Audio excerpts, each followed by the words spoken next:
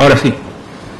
Bueno, repetimos la introducción. Como decía Hugo, el motivo de este panel es compartir con ustedes la visión de largo plazo, mirando los faros largos del rol de la biología de suelos dentro de un contexto de asociación de productores. Estamos buscando producción, o sea, estamos acá porque nos interesa cuidar nuestro recurso suelo, porque nos interesa mejorar nuestra producción y porque entendemos que la biología es parte de esos pilares que hacen a la producción y para lo cual hemos trabajado durante muchos años en interpretar el rol de las prácticas de largo plazo, rotaciones, siembra directa, cuidado del carbono, cuidado de la nutrición, búsqueda de alta producción y que se refleja rápidamente en la mejora en la actividad y en la diversidad biológica. Todos sabemos que cuando hablamos de producción de cultivos, y acá tomamos un ejemplo de soja, que cuando tenemos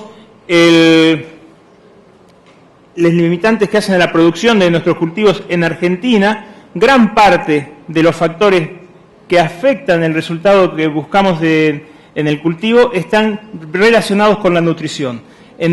Esa nutrición es la insuficiencia en la oferta de nitrógeno, la aleatoriedad en la captación de fósforo, en algunas regiones la falta de azufre y en muchos casos en forma indirecta transferido a través de restricciones en lo que hace la sanidad al comportamiento del cultivo en sí mismo. Pero si miramos en paralelo los sistemas naturales y nos imaginamos cuáles son las soluciones en las cuales podemos avanzar, sabemos que las tecnologías, por ejemplo, de inoculación, es decir, la introducción de especies biológicas deseadas en nuestros sistemas, tienen aportes consistentes y que, adecuados en su manejo, a nivel global, está generando una creciente atención.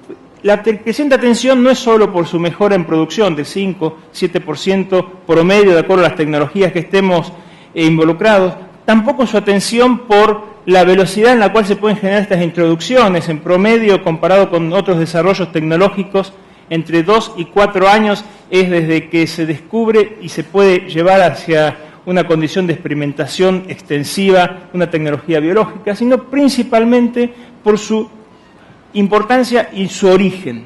Cuando hablamos de tecnologías biológicas, cuando hablamos de biología de suelos, lo que estamos viendo es que los microorganismos, de la misma forma que en nuestras vidas diarias participan en la transformación de los alimentos, los encontramos en las levaduras para el pan, en las levaduras para las bebidas, en muchos procesos de transformación de alimentos para nuestra vida diaria. Esos microorganismos que están en el suelo están directamente interviniendo en muchos procesos que hacen al beneficio de los cultivos, solucionándoles restricciones biológicas o abióticas, si uno quiere clasificar dicotómicamente. En otros casos pueden interferir en forma negativa, compitiendo por un nutriente o generando una patogeneidad que reduce la capacidad productiva de nuestros cultivos, y en otros casos, por la información que manejamos hasta hoy, neutra. Pero sin duda, y alejémonos de pensar en una planta de soja, pensemos en una planta de cualquier especie creciendo en su ambiente natural.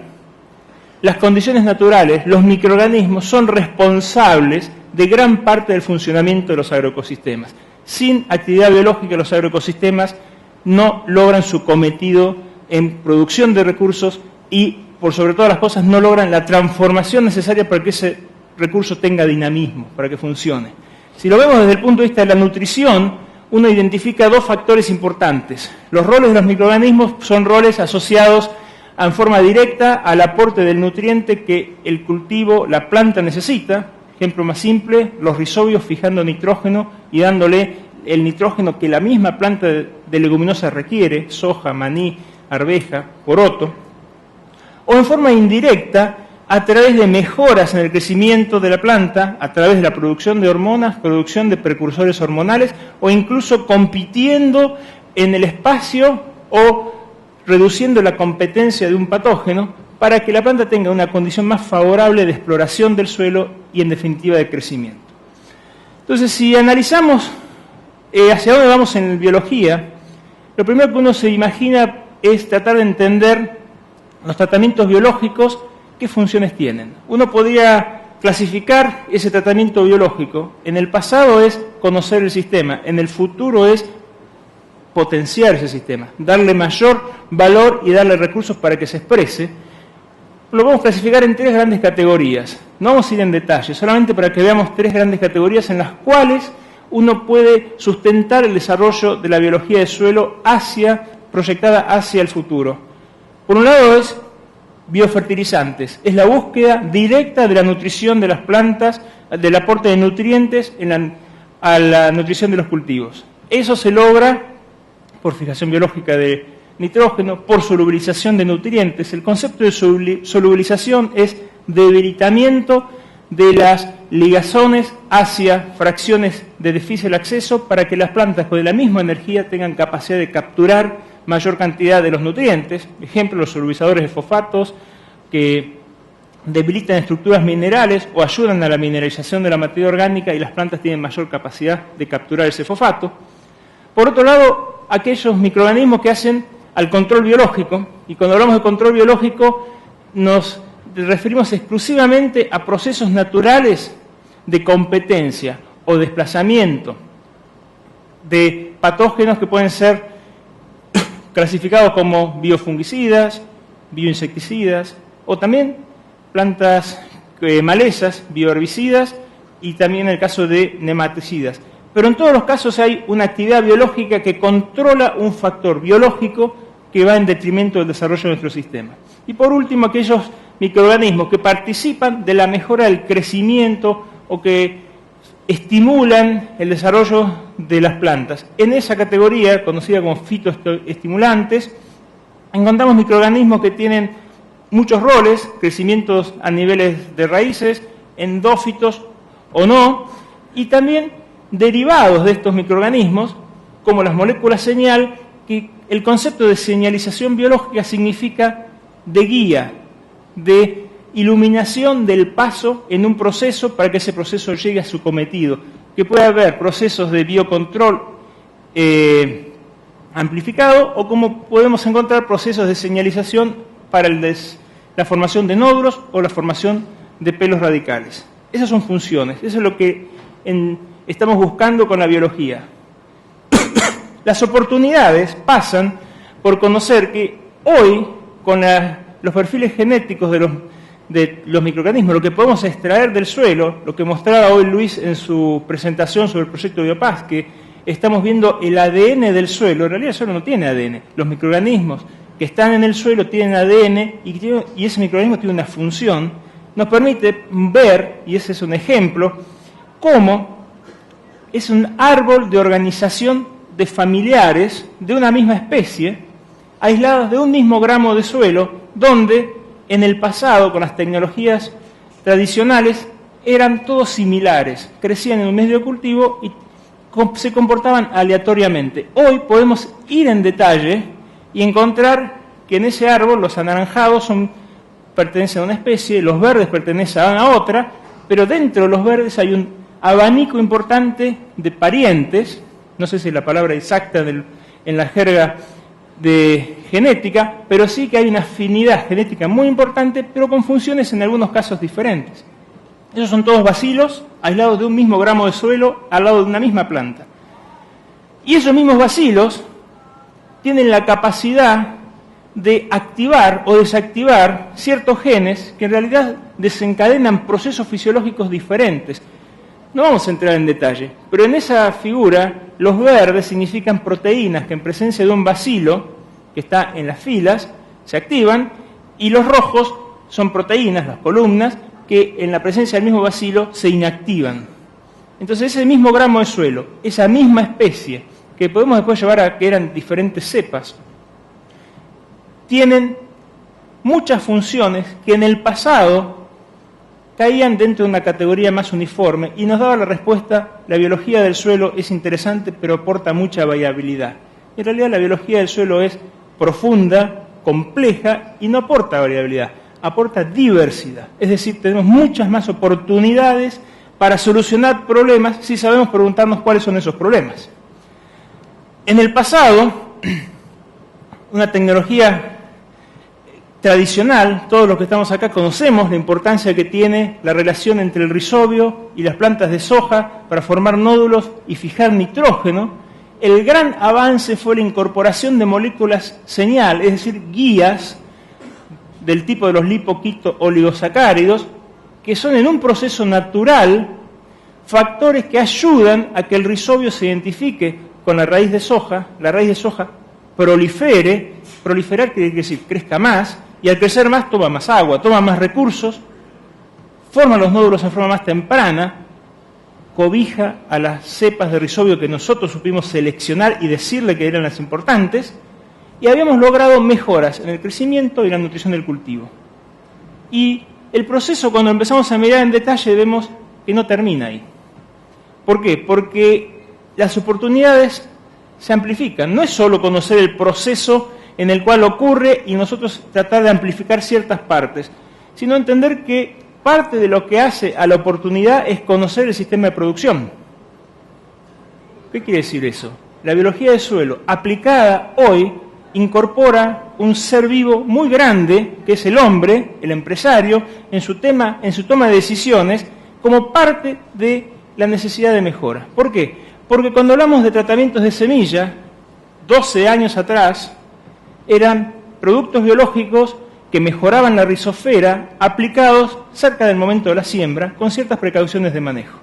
Hoy se amplió el abanico. El mismo producto biológico para aplicación a campo en la semana de la siembra, 15 días antes, o en tratamientos profesionales, industriales, un mes, 45, 90 días antes de sembrar. Nos adaptamos a una demanda de un ser vivo mayor, el empresario, y le dio una solución con algo que ocurría naturalmente en el sistema.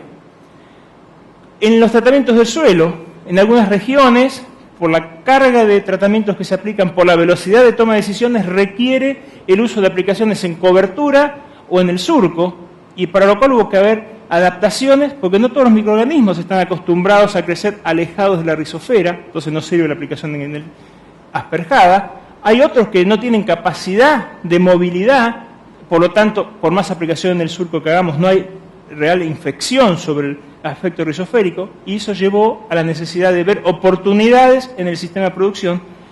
Y por último, algo que es biología de suelo llevada al sistema de producción es la incorporación de esa mejora genética a través del microorganismo o a través de una porción del microorganismo al cultivo.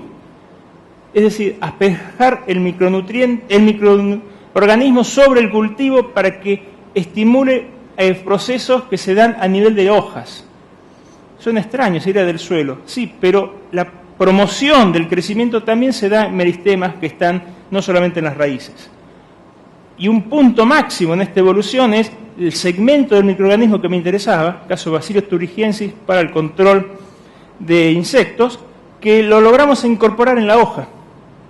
Pero no deja de ser un microorganismo del suelo, aislado por su capacidad de competir y solucionar un problema de una plaga, incorporado en el punto en el cual el cultivo iba a ser foco del ataque de la plaga, la tecnología BT. Entonces, hay oportunidades múltiples. Lo importante es la lupa con la cual buscamos esas oportunidades.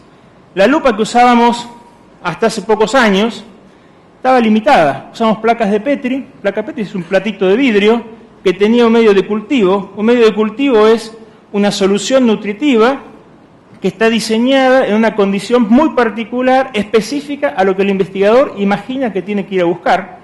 Y es lógico. Si yo pongo una condición que busca un bacilo determinado, voy a encontrar ese bacilo determinado, pero voy a ignorar lo que no puedo pescar en esa búsqueda. Es una escala limitada. Los mejores números hablan que cuando hacemos esa aproximación estamos capturando el 1% de la diversidad microbiana que hay en el suelo. Por lo tanto, si somos conscientes de lo que buscamos, lo podemos encontrar, pero también vamos a estar dejando una gran oportunidad al costado con el mismo esfuerzo de búsqueda, y es dependiente de la estrategia de búsqueda de investigación. Hoy nos enfrentamos con muchas herramientas nuevas, de muy alto valor, con lupas de mucha mayor precisión, que pasan a interpretar complementariamente. La placa Petri se sigue usando, pero ahora podemos ir a los genes. Hoy escuchamos la búsqueda del ADN del suelo. ¿Qué quiere decir eso? Vayamos a ver en ese gramo de suelo, no el 1% que yo quiero capturar, sino el 99% que está presente. Y después veo qué funcionalidad tiene de acuerdo a lo que yo estoy buscando. Si me siguen, pasamos de minimizar la variabilidad y buscar el 1% a amplificar la diversidad y en ese mar de diversidad empezar a buscar las partes genéticas que me atraen. Pero acá empezamos a complicar algo más. Empezamos a hablar que me interesa más el proceso que el microorganismo. Me interesa ver cómo reacciona la planta. Biología del suelo por biología del suelo es interesante, pero desde el punto de vista productivo, el componente planta tiene un rol fundamental. En el pasado, un microorganismo aislado, reintroducido en la rizosfera, una maceta, un invernáculo, 6, 9 meses para llegar a una conclusión. En el presente, tenemos herramientas que nos permiten, son cámaras de crecimiento robotizadas, las del lado de su izquierda son cámaras de crecimiento pequeñas para placas de Petri, para tejidos vegetales, para plantas modelo tipo Arabidopsis thaliana, y la de su derecha es una planta robotizada de cámara de crecimiento para plantas enteras. Fíjense que es una planta de maíz que está pasando por ese escáner, son escáneres 3D que tienen gran capacidad de procesar información, de ver la planta por planta y poder discriminar entre tejido vivo, tejido muerto, tejido saludable. Es decir, tenemos una herramienta muy poderosa y un aliado muy útil. Podemos unir la biología del suelo que encontramos con el objetivo productivo que es la planta. Si yo busco una planta que sea saludable, que tenga una hoja turgente y sin manchas de enfermedades, puedo crecer 96 placas de tejido en una placa de no más de 10 por 10 centímetros, hacer pasar 300 plantas de modelo bajo mi ojo electrónico, todo en menos de un minuto, y procesarlo, sentado en mi escritorio acá y la máquina corriendo en donde corresponda en el mundo donde esté ubicado ese laboratorio. Cambiamos mucho, de 6 a 9 meses de un resultado a un número limitado de plantas, a 96 o 300 casos por minuto.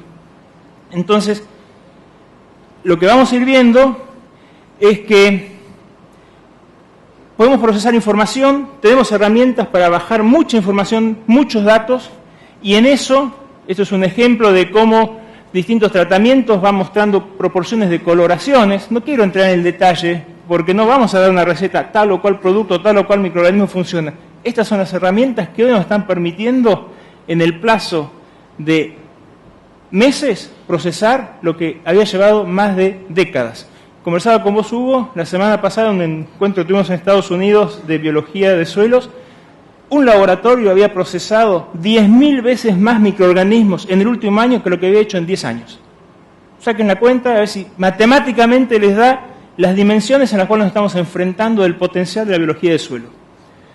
Podemos llevarlo a tejidos, es decir, puedo tener modelos a nivel de tejidos que responden y pueden ver el efecto de un microorganismo incorporado en la rizosfera y cómo repercute en el control de un patógeno, en la capacidad de absorción de un nutriente, y rápidamente hacer un escaneo y seleccionar cuál de todos esos microorganismos es el que me interesa para seguir escalándolo.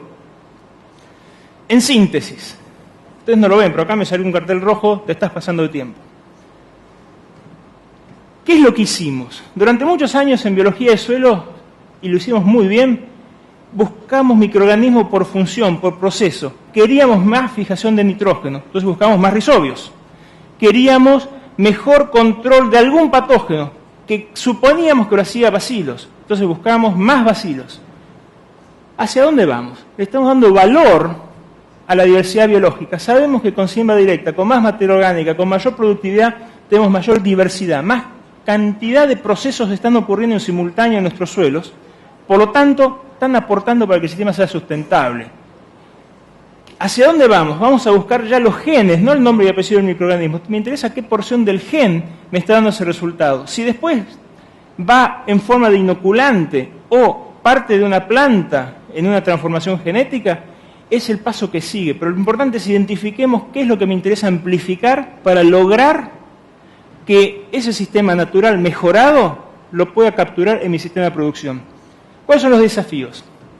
Hoy el desafío número 1 es: hicimos mucho, venimos haciendo más, hay que intensificar esa búsqueda. Es una carrera, en este simposio de la semana pasada se definió simple, es hay una paranoia sobre la biología del suelo. ¿Por qué? Pasamos del 1% al 99%. Tenemos 100 jugadores más de los que creíamos en el equipo. 100 Messi más adelante de nuestros ojos. Tenemos que saber ponerlos en orden para aprovecharlos. Y sin duda, dentro de los sistemas actuales de producción, acuérdense, la biología del suelo tiene un ser vivo mayor que dirige muchas de las decisiones. Tenemos que anticiparnos a cómo es la agricultura del futuro para poder incorporar esos beneficios biológicos que estamos logrando. Ya pasamos a tener conocimientos muy específicos a nivel de planta. Las plantas o los bioensayos integrados son los que nos dan la respuesta. La placa de Petri es solamente un intermedio. El factor principal es ese microorganismo que en el suelo estaba cumpliendo funciones muy favorables. Cuando lo llevamos a nuestro sistema de producción, manifiesta y reproduce o amplifica ese comportamiento en la planta modelo. En síntesis, cuando hablamos de hacia dónde vamos o pensamos hacia dónde vamos en biología de suelos, ya pasamos de la etapa de la descripción, del reconocimiento de la diversidad, del reconocimiento de la cantidad y del valor de cuidar la diversidad y el suelo. Materia orgánica lo vamos a tener que seguir cuidando, es el combustible para que estos sistemas crezcan. La mínima remoción o la no remoción del suelo es la forma de que estos sistemas se consoliden. Lo que tenemos ahora son lupas de más poder para poder amplificar los puntos de valor. Identificando el ambiente, pensando que vamos a tener relaciones microorganismo, planta, ambiente específicos y vamos a tener herramientas para aislarlo, amplificarlos y reintroducirlos. Hoy, uno de los pasos de mayor relevancia en este manejo es integración. La palabra clave de la biología del suelo. ¿Hacia dónde vamos? Hacia la integración. La búsqueda de nuevas soluciones biológicas integradas a los sistemas de producción y a los cultivos. La biología de suelos pasó de estar en el tablero del investigador para estar en el tablero de las decisiones agronómicas productivas de vanguardia. ¿Por qué? Porque tiene procesos que hacen a la nutrición, al control de patógenos y al crecimiento. Es decir, 3 de los pilares que hacen a la formación del rendimiento, a definirlo, a evitar limitaciones y a evitar la reducción a través de daños por procesos biológicos. Con eso les quiero agradecer mucho, creo que estamos dentro de los tiempos y hay unas cuantas preguntas para conversar. Muchas gracias.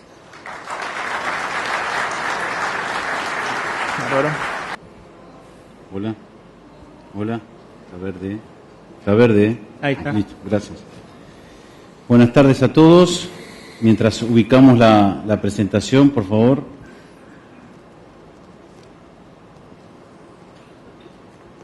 Quiero primero decirles, por favor, que hagan las preguntas, porque es interesante la discusión que vamos a generar, me parece, en este ámbito de un simposio de nutrición. Por otro lado, felicitarlos a aquellos ingenieros agrónomos en su día, a todos. Ahora sí, bueno, muy bien. Me ha tocado y me han propuesto un tema interesante, bastante desconocido, con muchas controversias en la literatura, con muy poca explotación por los asesores investigadores en la necesidad de pensar una mirada diferente de la fertilización en relación al manejo de las enfermedades.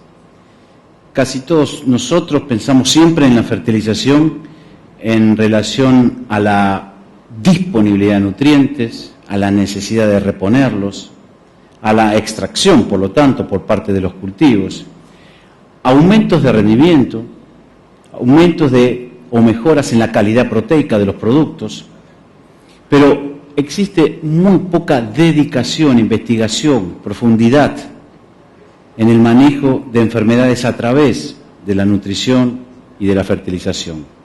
Hoy entonces la propuesta para ustedes es plantear un marco de discusión y tratar de empezar a aceptar que existe también una mirada diferente en relación a la nutrición, más allá de este pensamiento lineal que siempre tenemos de que nutrición es igual a rendimiento.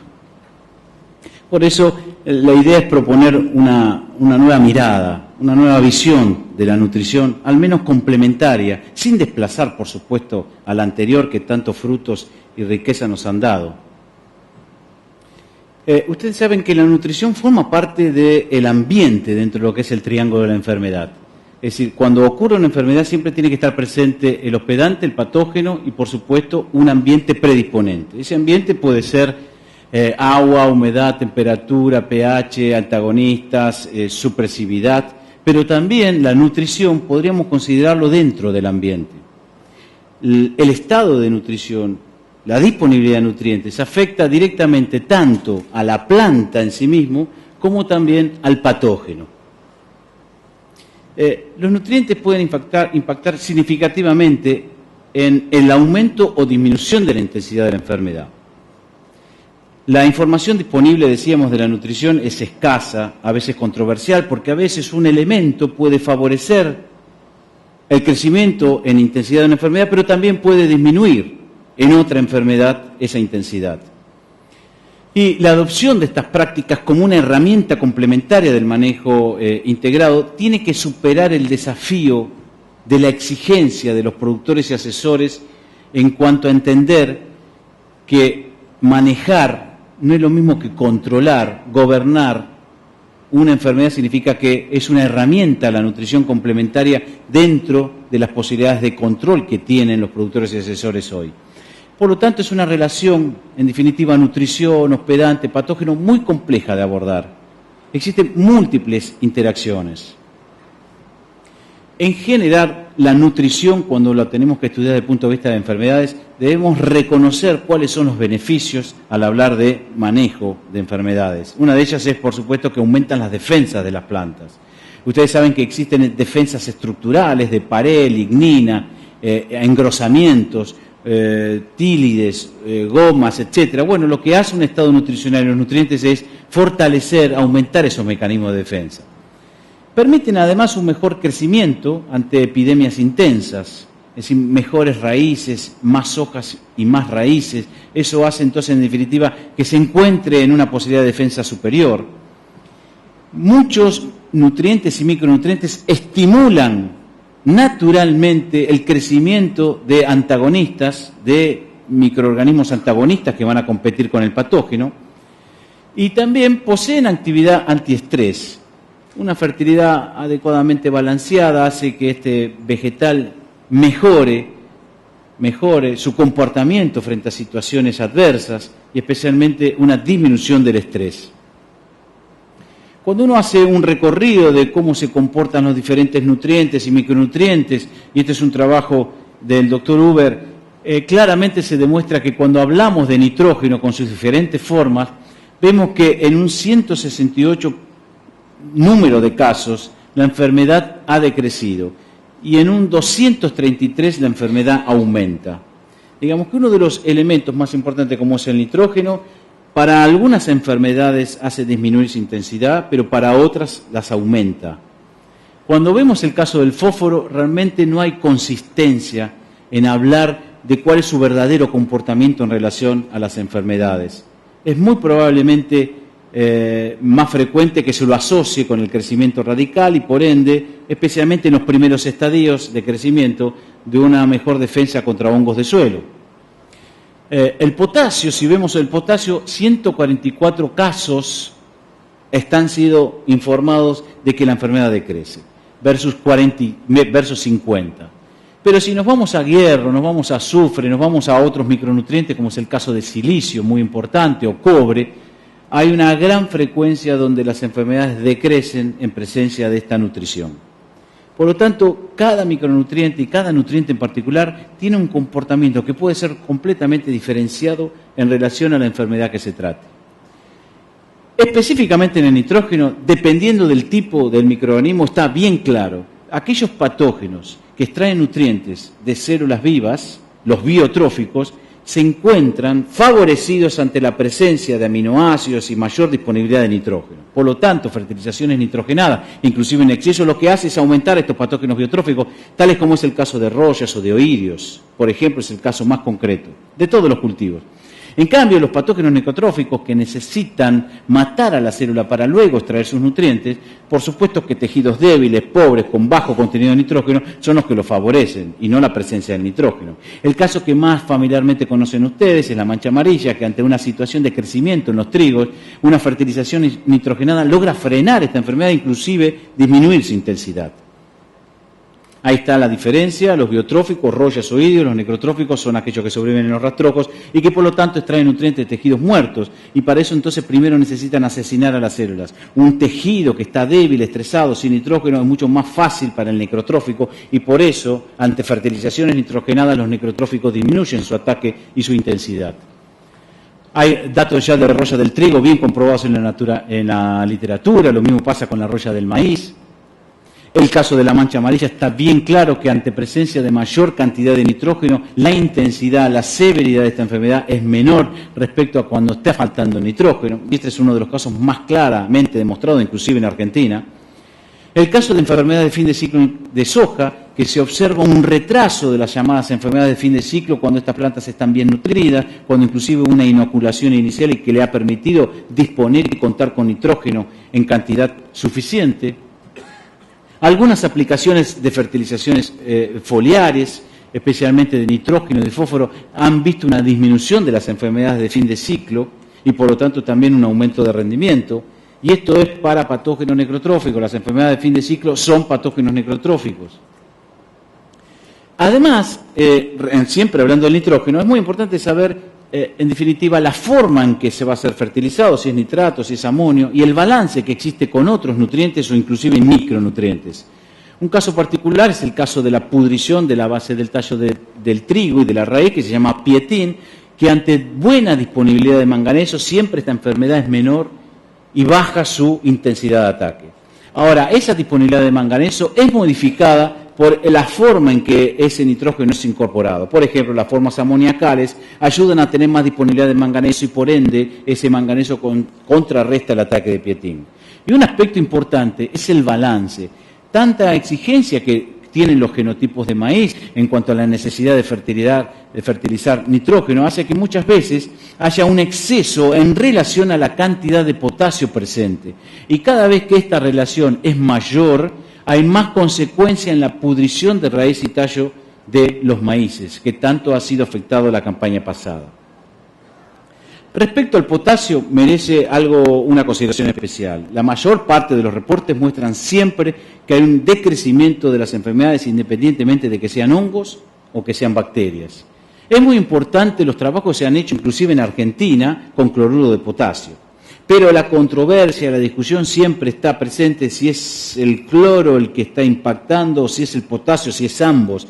Lo cierto es que la presencia de fertilización de cloruro de potasio en cereales, especialmente de trigo, que hay buenos trabajos realizados, hace que algunas enfermedades como las manchas o las rollas hayan disminuido su intensidad. O a veces no disminuye su intensidad, pero se logra un mayor aumento de rendimiento. Ahí están los reportes solamente y en forma específica para el potasio. Vean ustedes que el 70% de los casos reportados en la literatura para bacterias o para hongos, el potasio hace disminuir la enfermedad. Sin embargo, si miramos o recurrimos, mejor dicho, a la mirada clásica, tradicional, convencional, de decir que si no hay déficit de potasio en el suelo no tiene sentido pensar en investigar en potasio, parece derrumbarse muchas veces, porque hay trabajos extraordinarios en la literatura que, a pesar de que haya disponibilidad de potasio, las disminuciones de la intensidad de la enfermedad son también significativas. Y esto entonces nos obliga a pensar de que hay una mirada diferente en relación a la nutrición, reforzando el primer concepto que dije en la primera diapositiva, aprender a mirar la fertilización ya no solo desde el impacto del rendimiento, sino en la interacción entre el hospedante y el patógeno, que muy poco conocemos. Los trabajos de Hoshi son claros, hay una disminución de casi el 66% en aquellos lotes que tengan disponibilidad de potasio. Entonces, la mirada de la enfermedad, la mirada de la interacción hospedante-patógeno debe ser apartada de la mirada sobre la disponibilidad o sobre la presencia de un determinado nutriente en el suelo. Los casos reportados en cereales, especialmente manchas, especialmente septoria, roya, mancha amarilla, Carbón del maíz, el potasio es muy importante para disminuir la incidencia del carbón de maíz. Mucha gente pregunta qué hacemos con el carbón de maíz. La resistencia genética es uno de los baluartes más importantes para manejar esta enfermedad. Sin embargo, entender que este microorganismo penetra por meristemas o por heridas hace suponer que paredes más engrosadas, paredes mucho más fuertes, este patógeno encuentra una barrera superior. Y ciertamente la fertilización potásica hace disminuir la presencia del carbón del maíz. Está claro que las pudriciones de raíz y tallo, ante una buena disponibilidad de potasio e inclusive hasta una fertilización potásica, además de la del zinc y además la que generalmente ocurre en maíz, hace disminuir las pudriciones de raíz y tallo por el mismo motivo, es decir, por el engrosamiento de las paredes celulares y esta barrera estructural que se impone ante la penetración del patógeno. Un aspecto muy importante que yo quiero también destacar acá, especialmente en relación al potasio siempre, ayer hicimos un simposio, el primer simposio regional de defensas naturales de las plantas y micronutrientes, donde Natalia Tovar, una ingeniera que está realizando, de la Facultad de Agronomía, realizando su maestría, presentó un tema interesante. Ella está trabajando especialmente en el impacto de la fertilización de potasio y manganeso sobre la severidad de la podredumbre carbonosa, Macrophomina fasciolina, en el cultivo de soja, en plantas de soja. Ustedes saben que Macrophomina es uno de los hongos más difíciles de gobernar, de manejar. Presenta, por supuesto, múltiples hospedantes, 500 a 600 hospedantes, más de 100 familias que puede atacar.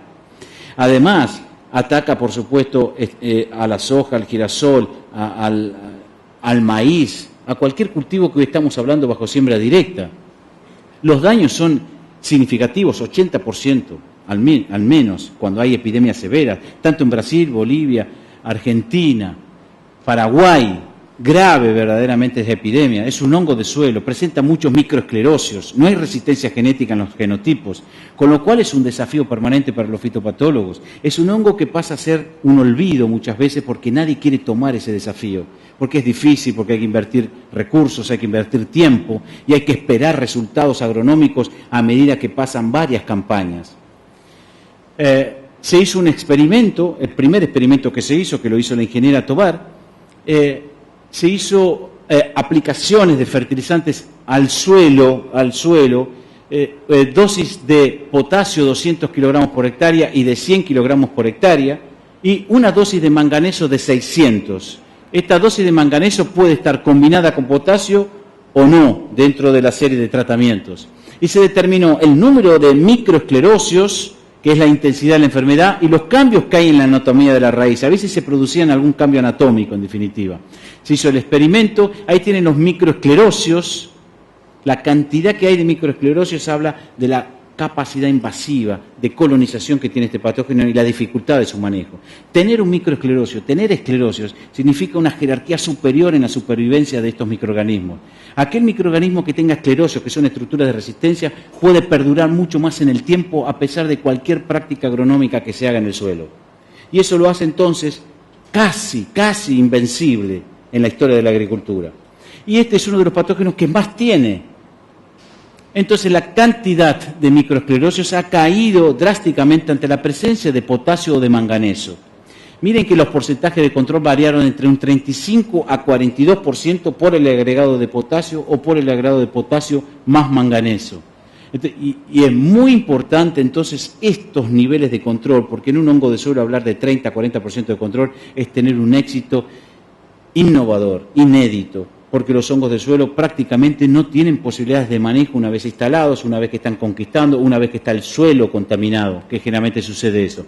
La cantidad de microesclerosios en los diferentes tratamientos por gramo de raíz, un gramo de raíz es una ínfima cantidad en una hectárea, imagínense ustedes.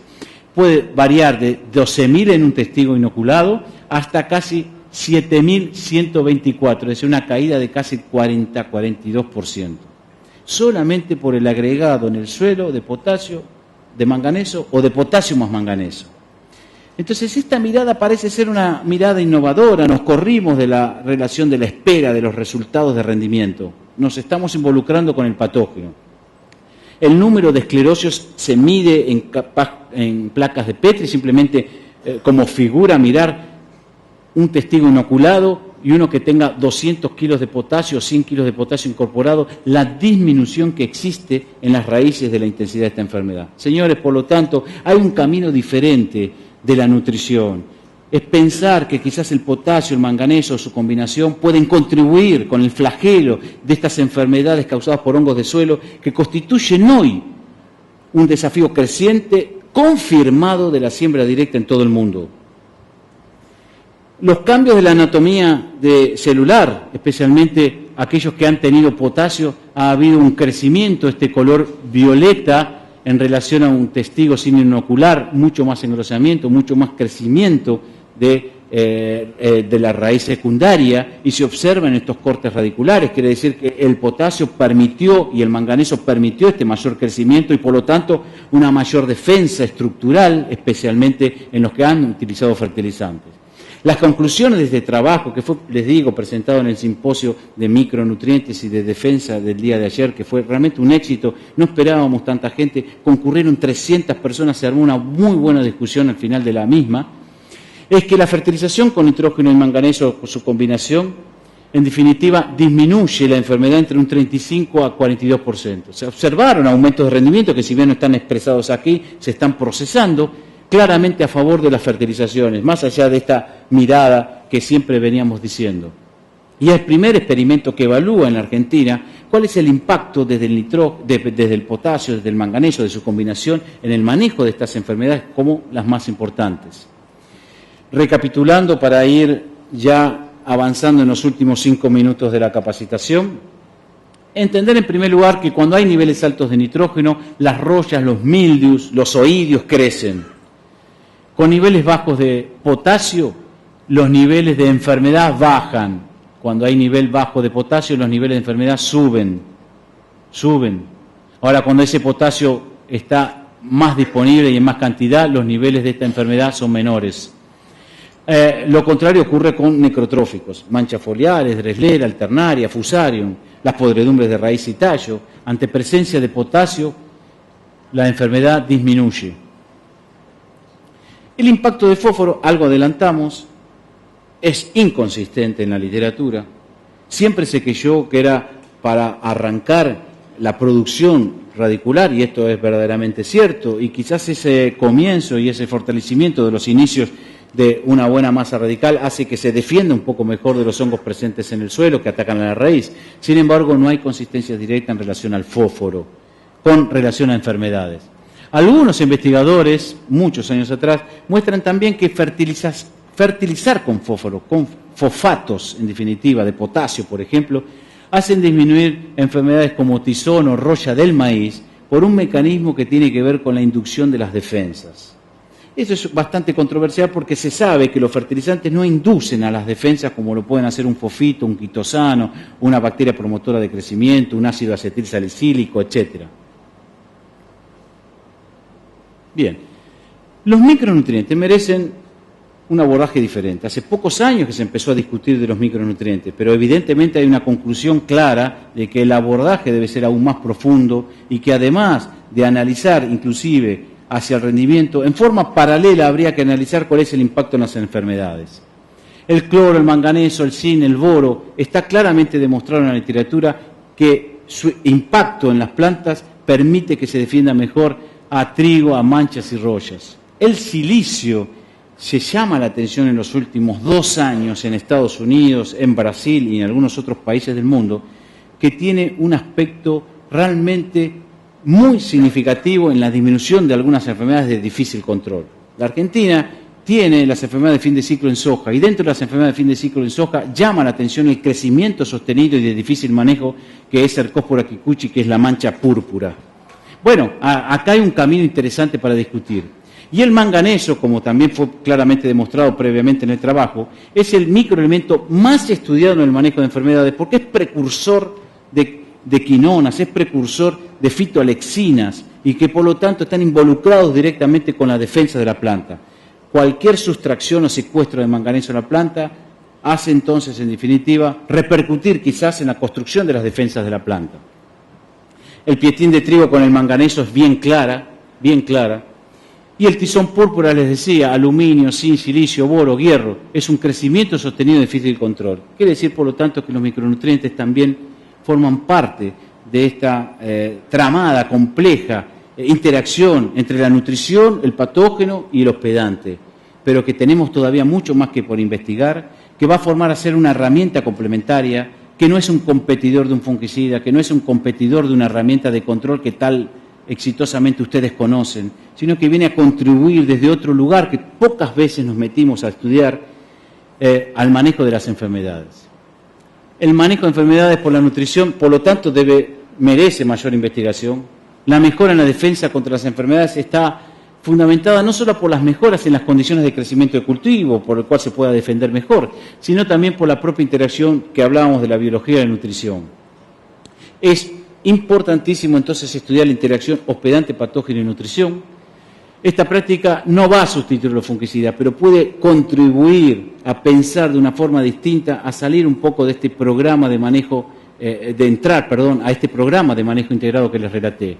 Hay una especial dedicación que debemos hacer a los hongos de suelo, especialmente bajo siembra directa, inclusive monocultivo o bajo rotación, ya que muchos hongos de suelo, a pesar de hacerse rotación, persisten y siguen atacando. Y por eso es importante dejarles un mensaje, al menos yo pensaba que mirar las cosas no tan lineales. Vivimos una agricultura con malezas resistentes todo el tiempo, con posibilidades de hongos resistentes a fungicidas, como en Brasil, a través de la roya asiática, que ya se vuelve ingobernable con los fungicidas clásicos que se vienen usando. Algunos eventos que no están siendo efectivos en el cultivo de maíz. Estamos teniendo un monocultivo. ¿Por qué no pensar en una agricultura de innovación disruptiva, pero que no abandone lo que está bien hecho, sino que sea inclusiva y complementaria? Y eso nos puede permitir a nosotros generar soluciones impensables e impensadas, como lo que acabamos de ver de la nutrición. Muchas gracias.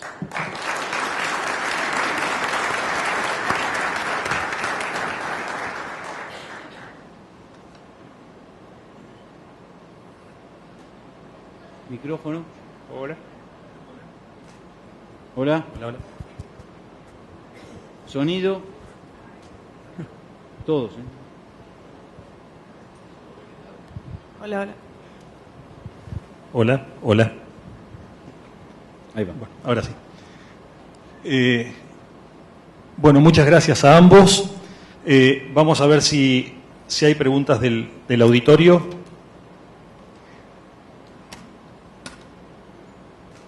Mientras va apareciendo alguna pregunta, me surge un primer comentario de las dos exposiciones. Cuando Martín habla de las nuevas tecnologías que permiten identificar en los suelos desde el 1 al 100% de los organismos que están en el suelo, es como que hay dos ejércitos mezclados, uno que ayudan y que ofrecen herramientas para utilizarlas en beneficio de los cultivos, etcétera, y otros del ejército enemigo que están justamente atacando a las plantas en esa competencia para obtener sus nutrientes y poder sobrevivir, ¿verdad? Es un marco biológico muy interesante. Sí, lo interesante en ese marco, como vos decís vos, es que ahora tenemos herramientas para poder ver y transitar la realidad sin imaginarnos y no generar presupuestos que van a ser autoprofecías. Ahora herramientas para identificar si había algún gen que se estaba activando, que se estaba reprimiendo, que la presencia de cierta condición de suelo por un microorganismo aún no identificado estaba generando un trastorno, y como decía Marcelo, si eso no era consecuencia del estado de nutrición de una planta, la interacción entre microorganismos o genética biológica y respuesta de los cultivos tiene mucho que ver con el estado de salud de la planta. Y el estado de salud pasa por la alimentación. O sea, todos nosotros, cuando hacemos una alimentación desbalanceada, aun cuando pretendemos hacer una dieta, estamos generando un cambio y ese cambio genera una reacción. El suelo responde para acomodarlo, y quizá esa forma de acomodarlo es la manifestación de un patógeno o una condición de un promotor de crecimiento para compensar ese desbalance. Bien. Había una pregunta, me parece. Para mí. Para Martín, ¿Qué influencia tiene la urea en la fauna biológica del suelo? Bueno, la urea, como cualquier otro elemento que se introduzca en el suelo, primero va a depender de la cantidad y la dosis y la ubicación en cómo medimos el impacto. O sea, si uno analiza cómo es el cambio que se genera en el entorno de un gránulo de urea al ser aplicado, la transformación de la ureasa y el cambio de pH abrupto que se genera en ese lugar va a generar un cambio abrupto en la microflora que lo rodea. Entonces, no voy a decir que es un cambio ni positivo ni negativo, genera un cambio. Y que ese cambio está asociado a la dosis en las cuales trabajamos y a la generación de los cambios que llevamos en el tiempo. El uso repetido de dosis excesivas de fuentes amoníacales conduce a la acidificación del suelo. Y esa acidificación conduce a la transformación de la población microbiana. Y de nuevo, lo que es más relevante no es tanto la diferencia en su condición original, sino la condición presente que es sobre la cual tenemos que actuar. Entonces, ¿la urea genera cambios? Sí, los genera, como los genera cualquier fertilizante que apliquemos e incluso como los genera el encalado. Lo que cambian son las direcciones en que ese cambio ocurre y que en esos cambios que están ocurriendo en la magnitud. En las dosis que usamos de urea en Argentina, para ver cambios de pH que realmente nos empiezan a preocupar, que tengamos que remediar esa condición, estamos muy lejos de lo que sucedió y que hemos visto en el pasado con otras fuentes amoniacales mucho más agresivas en su transformación a nivel edáfico.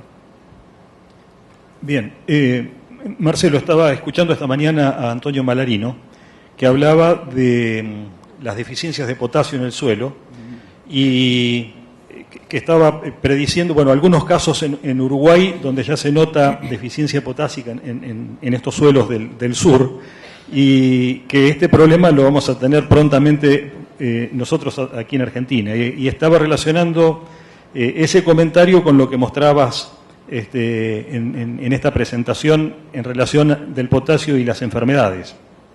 La pregunta a lo mejor no es directamente biológica, pero si tenés alguna referencia de deficiencias de potasio en algún área de nuestros suelos. Sí, yo creo que básicamente los datos están disponibles. Hay algunas zonas donde ya se ha detectado al menos dudas, sospechas de que hay déficit de potasio. En algunas zonas han sido reportadas el 9 de julio en la provincia de Buenos Aires, pero especialmente lo que es Corrientes, en la zona más aledaña a Uruguay. Pero más allá de cuáles son los lugares donde hay déficit de potasio, me parece que es importante entender que en una agricultura continua, donde hay extracción de potasio, donde no hay reposición de potasio, es muy probable que estos casos de déficit sigan ocurriendo en mayor frecuencia. Y lo importante, como mensaje de tu pregunta, es que recordemos, no solamente miremos el tema de disponibilidad o posibilidad de que haya potasio en el suelo, sino que ese potasio cómo interactúa con la interacción hospedante-patógeno, que muchas veces puede ser independiente de la disponibilidad que hay. Y tomo un poco el concepto del tema de dónde estamos con potasio. El origen de los suelos de región pampeana, ricos en feldespatos, tienen los niveles más altos de potasio prácticamente del mundo. Entonces, pensar que por la agricultura intensiva la extracción de potasio puede generar una deficiencia en magnitud está muy distante y no podemos poner años, pero sí lo que podemos manifestar es la repetida práctica agrícola en condiciones de estrés, porque estamos transitando el estrés, puede generar momentos en el que la planta, por una condición de limitación en su capacidad de absorción, el potasio ingresa a las plantas por un proceso combinado de difusión y flujo masal, puede ocasionar deficiencias inducidas, una condición térmica de un cierre estomático abrupto, la bomba de potasio, que haga que inhabilite el ingreso de potasio. Entonces ahí es donde empezamos a encontrar regiones del país donde eso ocurre con más frecuencia, que coincide con sectores donde hubo mayor intensificación junto con pérdidas de cobertura. El potasio se recicla en los rastrojos, o sea, si extraemos rastrojos de los suelos perdemos muchísimo más potasio que lo que medimos en los granos. En relación a la... Quería aportar algo, él no sé si... ¿Perdón?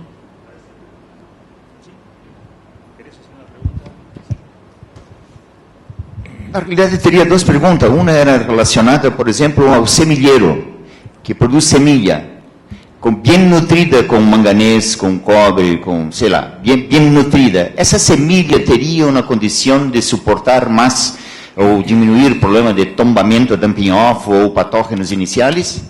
E a segunda, se eu fizesse um abono fertilização de abono verde que produz exudato, glomalina e todos aqueles extratos, eu poderia melhorar o ambiente de solo para diminuir patógenos oportunistas? Las dos preguntas tienen su respuesta afirmativa. En el caso de la semilla, incorporar algunos micronutrientes, ojo con la atención y de qué forma los incorpora, o tener disponibilidad de esos micronutrientes, hace que sí, que se defienda mucho mejor de patógenos habitantes del suelo, sin lugar a duda. Especialmente la posibilidad de manganeso, es un caso concreto que se ha demostrado claramente de que hay una disminución de ataque de algunos habitantes del suelo. Nosotros hemos hecho también algunas innovaciones en relación al tratamiento de semilla con fosfitos, especialmente con fosfitos de manganeso. Y eso hace que también aprovechemos la capacidad que tiene un fosfito de poder ser fungicida para Pythium y Phytophthora, pero además de poner disponibilidad de manganeso y además de aumentar las defensas de entrada. Y en la segunda pregunta seguramente que también ocurre eso desde otro lugar, ¿no? Desde la conformación y la mejora de la estructura y del contenido de Dáfico. Sí, Marcelo, lo que vos estás hablando de micronutrientes, o tú comentabas sobre enriquecimiento de semillas, es una práctica muy recomendable. Por ejemplo, el caso de proceso de fijación biológica de nitrógeno requiere la presencia de molibdeno. Semillas enriquecidas de molibdeno tienen una capacidad de actividad nitrogenasa mucho mayor, y no que nos independizamos del uso del micronutriente foliar o al suelo o en el tratamiento de semillas, sino que asegura que en la ventana inicial de la formación del proceso de fijación eso ocurra en forma eficiente, y de ahí desencadenar todos los componentes nutricionales y sanidad. Sí. O sea, la semilla es un muy buen vehículo para tener un punto de partida de calidad. Sí, cuando lo referimos a enriquecer una semilla, cuando hablamos de enriquecer una semilla, la aplicación en las etapas finales de desarrollo para enriquecer alguna semilla. El caso de semillas enriquecidas de soja con molibdeno es algo que es ya una realidad. Yo me preguntaba si entre estas tecnologías nuevas que comentabas, Martín, que permiten hacer un paneo de la riqueza de genes que hay en el suelo y de los microorganismos que son los portadores de esos genes, si tomando como objetivo el lema de este simposio, que es una perspectiva a 15 años, si conoces algún avance en lo que son, no sé, inoculantes, no sé, ¿cuán lejos estamos de inoculantes para cereales, por ejemplo? Bien, inoculantes para cereales están disponibles, y con su aplicación importante es en el concepto de la mejora integral. O sea, el desafío del inoculante para cereal supera cuál es el microorganismo que estamos usando, sino el beneficio que genera en el cereal.